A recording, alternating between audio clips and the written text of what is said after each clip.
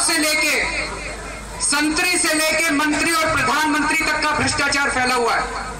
लेकिन सरकार ने अभी कुछ दिन पहले जो संसद में बिल पेश किया, लोकपाल बिल, वो पूरे देश के साथ धोखा है। वो क्यों धोखा है ये समझना बहुत जरूरी है। उस लोकपाल बिल के दायरे में किसी भी तरह का भ्रष्टाचार नहीं आता। हमारी पंचायतों के अंदर इतना भ्रष्टाचार है, लेकिन वो पंचायतों का भ्रष्टाचार सरकारी लोकपाल बिल के दायरे के बाहर है। हमारे गांव में गरीब मजदूर रोजगार गारंटी कानून के तहत मजदूरी करते हैं और उनकी मजदूरी ये नेता और ये अफसर चोरी कर लेते हैं, लेकिन वो भ्रष्टाचार भी सरकारी लोकपाल बिल के दायरे के बाहर है। गरीबों के लिए जो राशन जाता है, गेहूं, चावल, चीनी जो जाता है, उसकी सरेआम कालाबाजारी होती है, हम सब लोग जानते हैं। हमारे देश में 30,000 करोड़ रुपए की फूड सब्सिडी है, लेकिन उसका 80% चोरी होता है, वो भी सरकारी लोकपाल बिल के दायरे के बाहर है। उसकी जांच नहीं की जा सकती।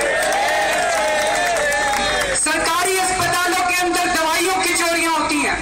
सरकारी स्कूलों के अंदर टीचर नहीं आते हैं, नकली हाजिरी लगाते हैं। वो सारा भ्रष्टाचार भी सरकारी लोकपाल बिल के दायरे के बाहर है। हमारे दिल्ली के अंदर सड़कें बनती हैं और 3 महीने के अंदर टूट जाती हैं। हमारे पार्क टूटे पड़े हैं, बिजली काम नहीं करती है। ये भ्रष्टाचार भी सरकारी लोकपाल बिल के दायरे के बाहर है।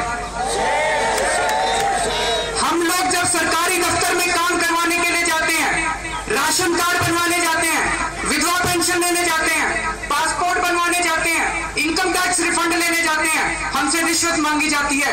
वो भी सरकारी लोकपाल बिल के दायरे के बाहर है। आदर्श घोटाला सरकारी लोकपाल बिल के दायरे के बाहर है। कॉमनवेल्थ घोटाला सरकारी लोकपाल बिल के दायरे के बाहर है। रेड्डी ब्रदर का स्कैम सरकारी लोकपाल बिल के दायरे के बाहर है। माइनिंग स्कैम सरकारी लोकपाल बिल के दायरे के बाहर है। झारखंड मुक्ति मोर्चा फॉर्डर स्कैम,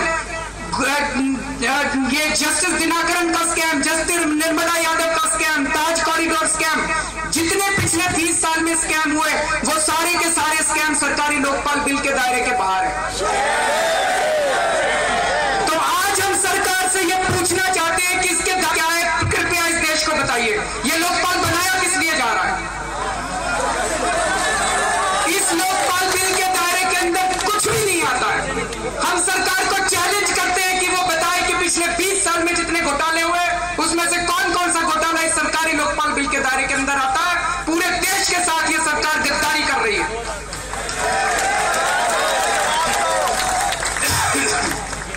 जब ज्वाइंट कमेटी बनी थी, हम बहुत गिड़गिड़ाए इन लोगों के सामने ज्वाइंट कमेटी के अंदर।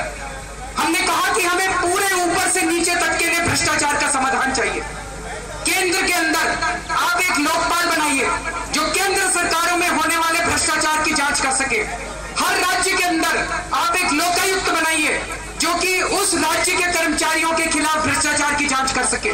उन्होंने केवल केंद्र के अंदर 65,000 कर्मचारियों के लिए एक छोटा सा लोकपाल बनाया है। सारे राज्य के कर्मचारियों को खुला छोड़ दिया। मीडिया के अंदर ये आ रहा है कि प्रधानमंत्री इसके दायरे के बाहर है, जुडिशरी इसके दायरे के बाहर है, एमपी इसके दायरे के बाहर है। लेकिन मैं आप लोगों को बता दूं कि इस देश के सारे मुख्यमंत्री भी इसके दायरे के बाहर है, सारे एमएलए भी इसके दायरे के बाहर है, सारे म्युनिसिपल काउंसिलर भी इसके दायरे के बाहर है, सारे सरपंच भी इसके दायरे के बाहर है, सारे स्टेट कर्मचारी भी इसके दायरे के बाहर है, सारे जज भी इसके दायरे के बाहर है, सारे डिस्ट्रिक्ट जज भी इसके दायरे के बाहर है, सारे ग्रुप बी और सी डी कर्मचारी भी इसके दायरे के बाहर है।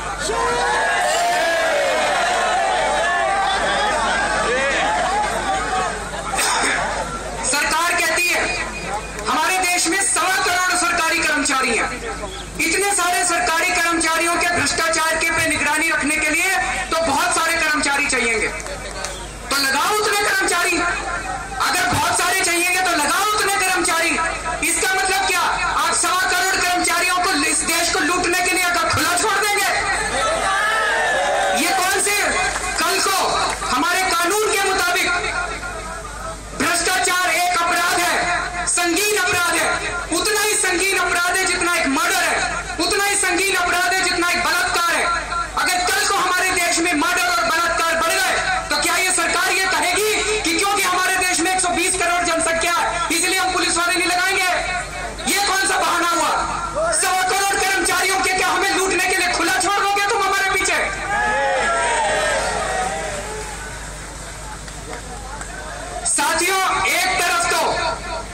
सरकारी लोकपाल बिल के दायरे में कुछ भी नहीं आता।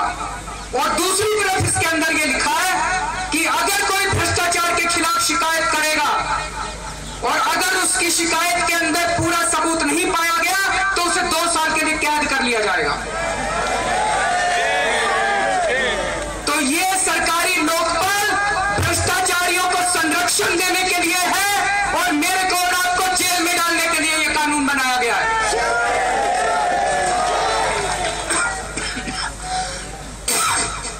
कई लोग ये हमसे कह रहे हैं कि आप लोग बहुत जिद्दी हो गए हो, आप लोग कॉम्प्रोमाइज नहीं करते हो, आप लोग सरकार के साथ कुछ कॉम्प्रोमाइज क्यों नहीं कर लेते?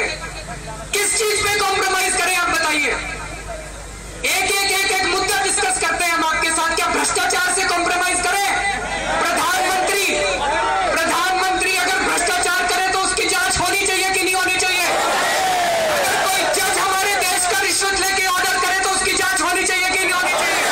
अगर हमारा सांसद रिश्वत लेके संसद के अंदर वोट करे तो उसकी जांच होनी चाहिए कि नहीं होनी चाहिए? अगर कोई सरकारी कर्मचारी रिश्वत लेके कुछ काम करे तो उसकी जांच होनी चाहिए कि नहीं होनी चाहिए? बताओ किस चीज के ऊपर कॉम्प्रोमाइज करें? जिसके ऊपर जनता कहेगी हम उसके लिए कॉम्प्रोमाइज करने को तैयार है।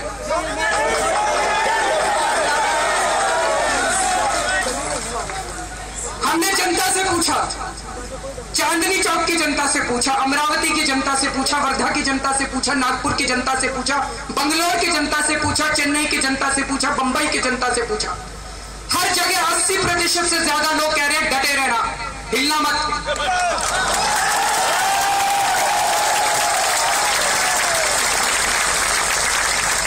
हम बहुत शुक्रगुजार हैं चांदनी चौक के उस 80% जनता के जिन्होंने जन लोकपाल बिल के फेवर में वोट दिया है।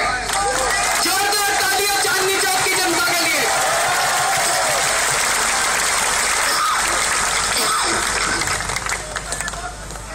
हमने इस देश की बहुत नामी गिरामी हस्तियों को लिखा। हमने सोचा शायद हम कुछ गलत कर रहे हैं। हमने उनसे पूछा हमें क्या करना चाहिए। उन बड़ी बड़ी हस्तियों ने भी हमें वापस ये लिख के भेजा कि डटे रहना। आमिर खान की चिट्ठी आई है कि डटे रहना, हिलना मत। उन्होंने लिखा है कि किसी चीज पे कॉम्प्रोमाइज करने की जरूरत नहीं है, सारे मुद्दे बहुत जरूरी हैं। इस बार आर या पार,